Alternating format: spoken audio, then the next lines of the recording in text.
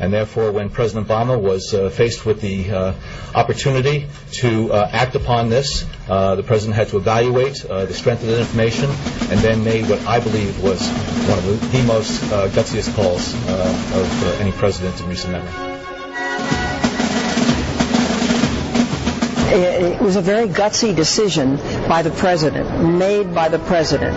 I mean, he could have set some Hellfire missiles in there and destroyed everybody and everything. He didn't do this. All of those risks were debated. All of them were, thoroughly explored. And in the end, I think that's why the president made a very gutsy decision by deciding that for all of those risks, we had to do this.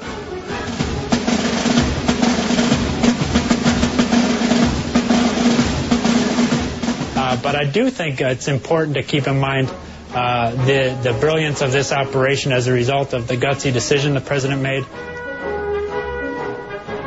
This is a mosaic put together over the course of a considerable amount of time, drawing on all sources of intelligence, human intelligence of the sort that you're talking about, but also other pieces of intelligence. This was a very effective interagency intelligence team, individuals from each of the 16 intelligence agencies, and they drew on a whole collection of intelligence capabilities and intelligence itself. So.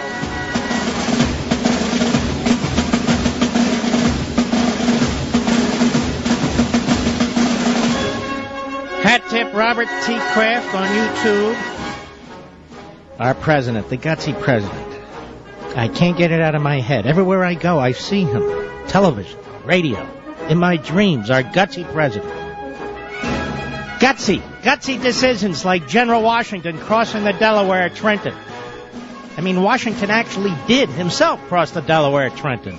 Or General Lee splitting his outnumbered army in the face of the enemy at Chancellorsville. Now, wait a minute, he actually did that. Admirals Nimitz and Spruance attacking at Midway. Oh, wait a minute, they actually did that too. Oh, how about this one? General Eisenhower ordering the landing at Normandy. Even got his resignation letter ready in case it went bad. Did Obama have a resignation letter in his drawer? Never mind, he's gutsy. General MacArthur ordering the landing at Incheon. Now, that was gutsy. In every case, the entire war enterprise was at grave risk. Here, not so much. But our president is gutsy in all matters. Historic and gutsy. That's right. Nobody pursues as relentlessly and fully CIA interrogators as our gutsy president. Nobody pursues the illegal alien vote as assiduously, as aggressively, as our gutsy president. No, nobody defies court orders as frequently as our gutsy president. He's gutsy. Nobody defies the will of the American people when it comes to Obamacare and cap and trade like our gutsy president. He's got guts. And he's so humble and classy and gracious besides. But enough of that. The gutsiness in impoverishing our nation, the gutsiness in impoverishing our children, I've never seen anything like it. This gutsiness is oozing out of all of his pores, all this guts. I mean gutsiness. The gutsiness in driving up unemployment, driving up inflation, driving up food prices, driving up fuel prices. This takes guts. Defy the American people. Defy their will. Screw them. Very gutsy, ladies and gentlemen. All right, kill it. I'm sick of it. 60 Minutes. Anybody watch 60 Minutes anymore? I stopped watching it when they kept shoving those cameras up the right nostril of the people they were interviewing. Not so much with Obama, though. Obama likes 60 Minutes, and 60 Minutes likes Obama. I remember when they did that very thorough investigative magazine report where that Obama had apples on his table, I think it was.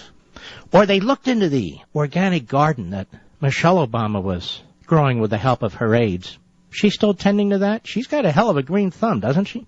For somebody who grew up in Chicago, nobody knows how to garden organically as well as Michelle Obama. Now, let me be the first to say, you ready for this, Mr. Producer? Michelle Obama's gutsy. How many first ladies dig, plant seeds, grow fruits and vegetables? This is a gutsy lady. Absolutely gutsy. As a matter of fact, Vice President Joe Biden, there's gutsy. For a man so stupid, with such a low IQ, to constantly go in front of the public and make an ass out of himself, gutsy. Gutsy. And so to put the final touches on what has been a full week of gutsy Obama, let's listen to some of this, shall we? 60 minutes, which feels more like 60 hours. Cut one, go. So by the time they came to me, they had worked up a image of the compound, where it was, and the factors that led them to conclude that this was the best evidence that we had regarding Bin Laden's whereabouts since Tora Bora. But we didn't have a photograph of Bin Laden in that building. There was no direct evidence of his presence. And so the CIA continued to build the case meticulously. Let's stop. Do you realize what he's saying here? But, of course, 60 Minutes is really not on the job. They're part of the parade. The CIA was going nuts to try to convince this guy to do something. Well, we weren't 100% sure. And later he says it was a 55-45 proposition. After we were told 99.9% sure he's there, turns out 100% he's there, 55-45. And those poor guys at the CIA and gals probably, oh, what's it going to take? What's it going to take? Just hit the damn place. One day the truth will come out.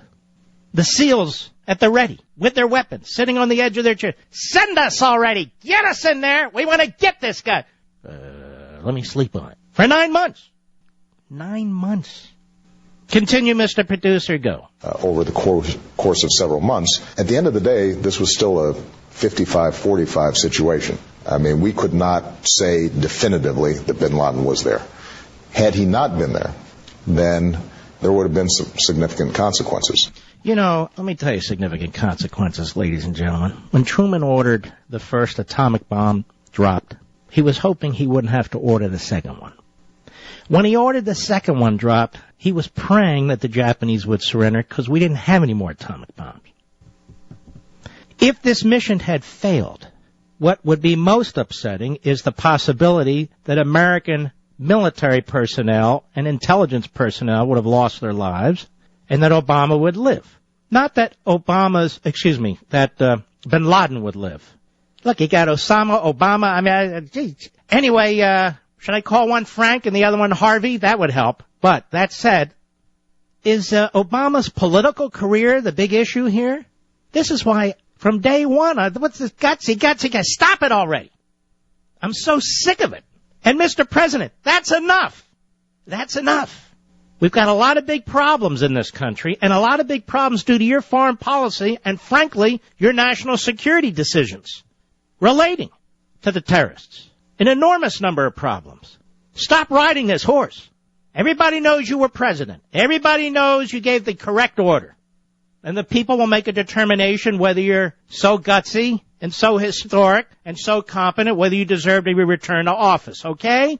But that's enough already. You know, they talk about Bush with his mission accomplished banner. That wasn't Bush's banner. The guys on the ship put up that banner. Or some aide put up the banner. Apparently he didn't even know it was behind him until he turned around and there it was. But if that offends people, this is endless. Let's see here. Let's go to cut 3, Mr. Producer. Listen to this one, 60 Minutes. Go. We don't trot out this stuff as trophies. The fact of the matter is this was somebody who was deserving of the justice that he received. And I think Americans and people around the world are glad that he's gone. But we don't need to spike the football. Let's stop. Why do these phrases keep getting used over and over again? Are our politicians and media hoods, are they so illiterate? Are they so lacking in reading of literature and so forth? They have to all use the same phrases all the time? Spike the football. If I hear that phrase one more damn time, it's gutsy, but we're not going to spike the football. Meanwhile, look around, he's everywhere. Well, I'm not spiking the football. No, well, what are you doing? Explaining things. Let's skip to cut 4, final of our waterboarding segment, our torture segment on the Mark Levin Show. Cut 4, Steve Croft, Obama, go. Was it your decision to bury him at sea? It was a joint decision. We thought it was important to think through ahead of time how we would dispose of the body if he were killed in the compound. And I think that what we tried to do was consulting with experts in Islamic law and ritual to find something that was appropriate, that was respectful of the body. Stop. Listen to this. I'm surprised he didn't outsource this to a task force. So it was a joint decision. What does that mean? A bunch of them got together and made a joint decision, or a decision over a joint. But anyway, we thought it was important to think through ahead of time how we would dispose of the body if he were killed in the compound. And I think that we tried, let's see, what did he say? I think we tried to do consulting with experts in Islamic law and ritual. Consulting with experts in Islamic law and ritual to find something that was appropriate, that was respectful of the body. Now that's screwed up. But Gutsy, that's our gutsy president. We don't want to offend the body of the dead mass terrorist. So we consulted experts in Islamic law and ritual to find something that was appropriate for the body. How many presidents do you think would do that? I think one. Actually two. Obama and Carter. All the others wouldn't give a damn. And they'd be right. I'll be right back.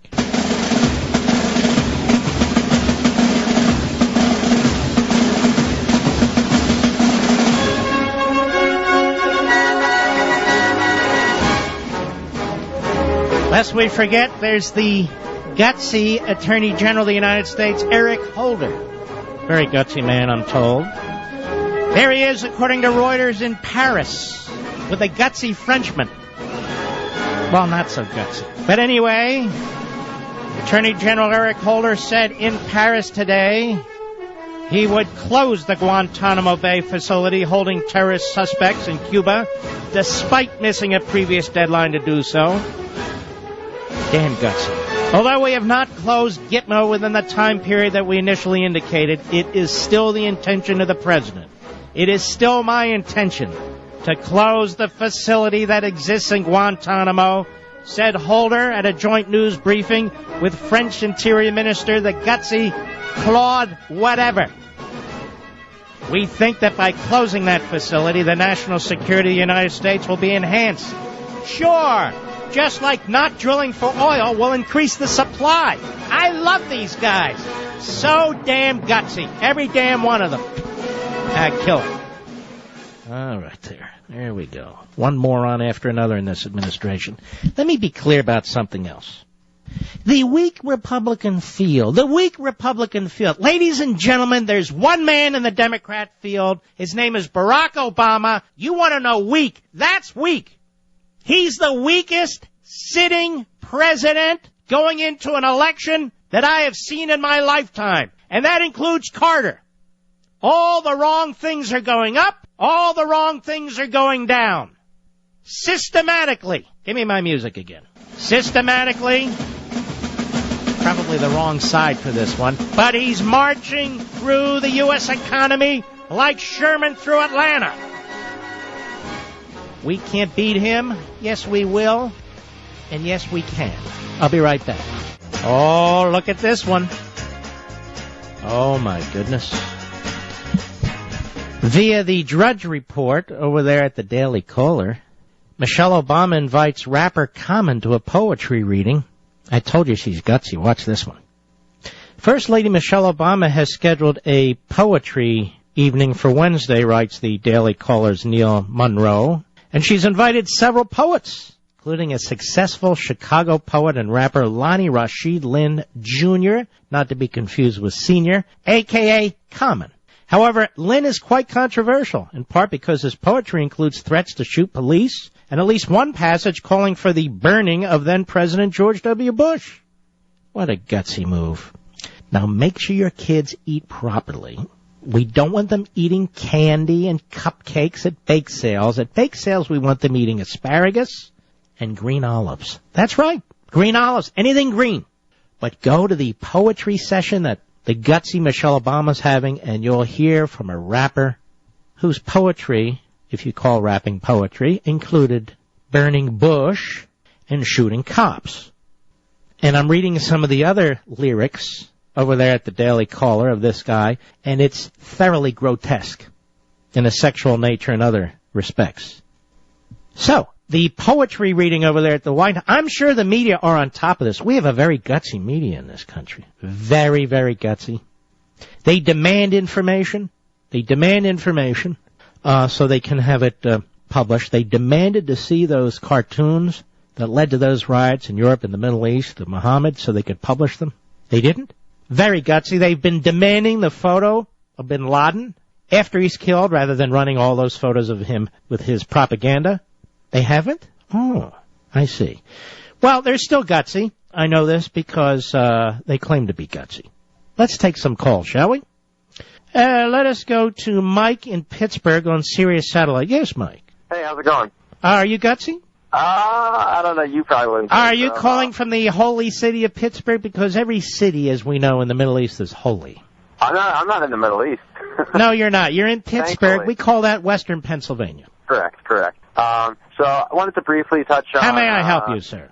Well, I'm someone who voted for Obama, but I don't want to get into debate over Well, just make sure you correct yourself this time around, or don't vote. Go ahead. Well, so I'm just more concerned with how other people are going to vote, and as I look at the... well, I think you should concern yourself with how you're going to vote, since you screwed it up once already, and you get one more chance with him on the ballot.